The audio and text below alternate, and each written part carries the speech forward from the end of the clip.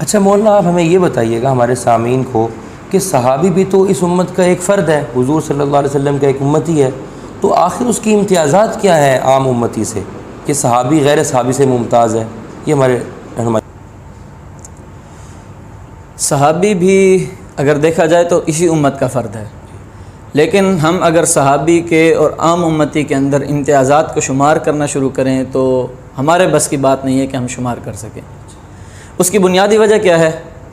کہ میں نے ابھی صحابی کی تعریف ذکر کی کہ صحابی اس شخص کو کہتے ہیں جس نے حضور صلی اللہ علیہ وسلم کی حالت ایمان میں صحبت حاصل کی ہو، حضور سے ملاقات کی ہو۔ ٹھیک، تو اب دو چیزیں ہیں صحابی میں، ایک اس کے اندر ایمان ہے، ایک اس کے اندر حضور صلی اللہ علیہ وسلم کی صحبت ہے۔ تو اب ہم باقی امت سے اگر صحابہ کا تقابل کریں، مقابلہ کریں، جائزہ لیں، تو دیکھیں گے ہم کہ ایمان ایسی چیز ہے جو صحابہ کے اندر بھی موجود ہے اور وہ عام امتی کے اندر بھی موجود ہے۔ ایمان اللہ کے فضل سے میرے اندر بھی موجود ہے، آپ کے اندر بھی موجود ہے۔ تو ایمان میں صحابی اور عام امتی گویا برابر ہیں، لیکن یہ بات یہاں ذہن نشین کر لیں، یہ بات ملحوظ رہے کہ ایمان صحابی میں بھی ہے، ہم میں بھی ہے، لیکن ہم اور صحابی جو ایمان میں برابر ہیں وہ ایمان کی مقدار میں، ایمان کی علماء کی اصطلاح میں اسے کہا جاتا ہے کہ کمیت میں برابر ہیں۔ باقی رہی ایمان کی کیفیت یا دوسرے لفظوں میں کہہ لیں ایمان کا معیار، تو اس تک غیر صحابی کوئی کسی صحابی کے مرتبے کو نہیں پہنچ سکتا، لیکن یہاں میں بات کر رہا ہوں کہ ایمان کی مقدار کی جہاں تک بات ہے تو وہ ہم میں بھی موجود ہے اور صحابہ میں بھی موجود ہے۔ لیکن جو دوسری چیز صحابہ کو حاصل ہے، حضور صلی اللہ علیہ وسلم کی صحبت، یہ ایسی چیز ہے کہ اس جماعت کے افراد کے علاوہ وہ قیامت تک کے کسی امتی کو بھی حاصل نہیں ہے۔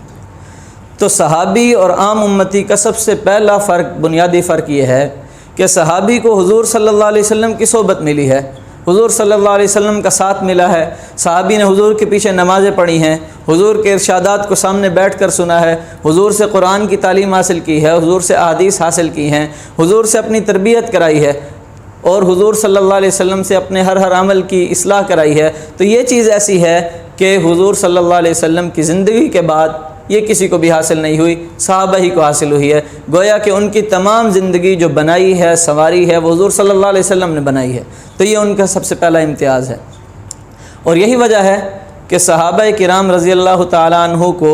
قرآن کریم میں خود اللہ رب العزت نے ان کے ایمان کی گواہی دی ہے کہ یہ مومن ہیں۔ سورۃ الانفال کے اندر اللہ رب العزت کا ارشاد ہے کہ والذین آمنوا وہاجروا وجاہدوا فی سبیل اللہ والذین آووا ونصروا اولئک ھم المؤمنون حقا،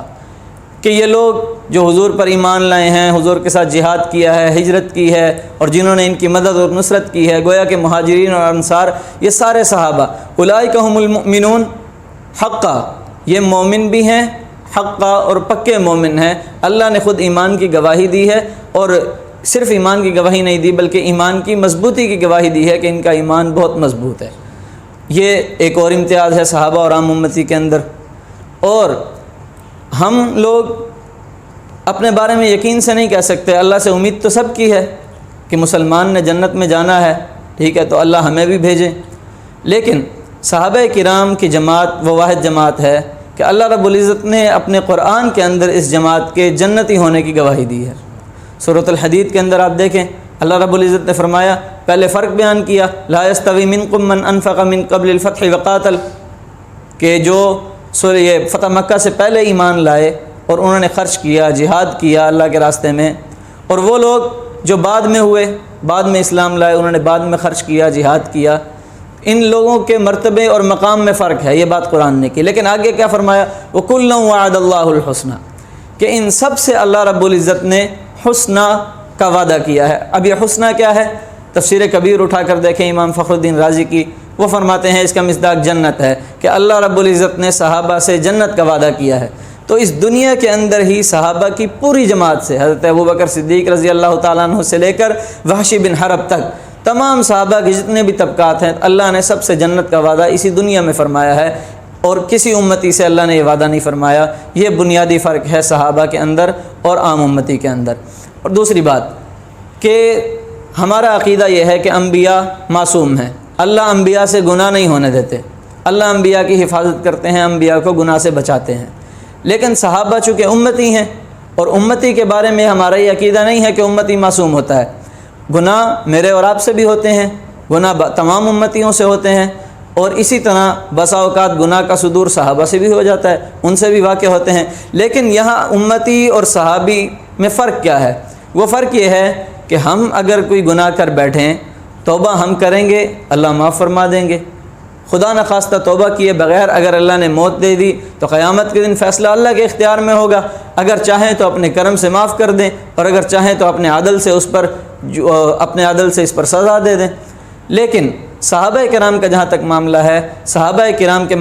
بارے میں اللہ رب العزت نے قرآن میں ارشاد فرمایا سورہ آل عمران کے اندر، وَلَقَدْ عَفَا اللَّهُ عَنْهُمْ، اللہ رب العزت نے ان سے اگر بتقاضۂ بشریت غیر معصوم ہونے کے ناطے اگر ان سے کوئی خطائیں کوئی گناہ ہوئے ہیں، اللہ نے معاف فرما دیے۔ کیوں؟ وعدہ کر چکے تھے کُلًّا وَعَدَ اللَّهُ الْحُسْنَىٰ، سب کو اللہ نے جنت میں بھیجنا ہے، تو اس لیے اللہ نے ان کو یہ مزید اعزاز دیا کہ وَلَقَدْ عَفَا اللَّهُ عَنْهُمْ، کہ تمہارے ساری کوتاہیاں ساری خطائیں میں نے تمہاری زندگی میں ہی معاف کر دی ہیں۔ تو یہ امتیاز ہے صحابہ کا اور عام امتی کا۔ اسی امتیاز کی وجہ سے امت کا یہ اجماعی عقیدہ ہے کہ صحابہ کے بعد آنے والا کوئی بھی وہ صحابہ کے مرتبے تک نہیں پہنچ سکتا۔ امام نووی رحمۃ اللہ علیہ نے اپنی شرح صحیح مسلم کے اندر اس بات کو بڑی تفصیل کے ساتھ بیان کیا ہے۔ وہ فرماتے ہیں کہ کوئی شخص بھی بعد والا صحابی کے مرتبے کو نہیں پہنچ سکتا، کہ انہوں نے وجہ کیا بیان کی ہے، فَإِنَّ فَضِيلَةَ الصُّحْبَةِ لا يعدلها عمل، وہی وجہ جو میں پہلے بیان کر چکا ہوں۔ امام نووی رحمۃ اللہ علیہ فرماتے ہیں کہ صحبت نبوی کی فضیلت یہ ایسی فضیلت ہے قیامت تک کوئی شخص بھی اس فضیلت کو نہیں پہنچ سکتا، خواہ کتنے ہی عمل کیوں نہ کر لے، کوئی عمل بھی اس فضیلت کے برابر نہیں ہو سکتا۔ یہ تو امام نووی رحمۃ اللہ علیہ کا ارشاد تھا۔ خود حضور صلی اللہ علیہ وسلم نے ارشاد فرمایا، حضور صلی اللہ علیہ وسلم کی حدیث بخاری کے اندر موجود ہے کہ حضور صلی اللہ علیہ وسلم نے فرمایا، لا تسبوا اصحابی، میرے صحابہ کے بارے میں بد زبانی کا ارتکاب نہ کرنا۔ کیوں؟ فلو ان احدکم انفق مثل احد ذهبا ما بلغ مدہ ولا نصیفہ، کہ اگر تم میں سے کوئی ایک احد پہاڑ کے برابر بھی سونا اللہ کے راستے میں اخلاص کے ساتھ اللہ کے راستے میں خرچ کر دے،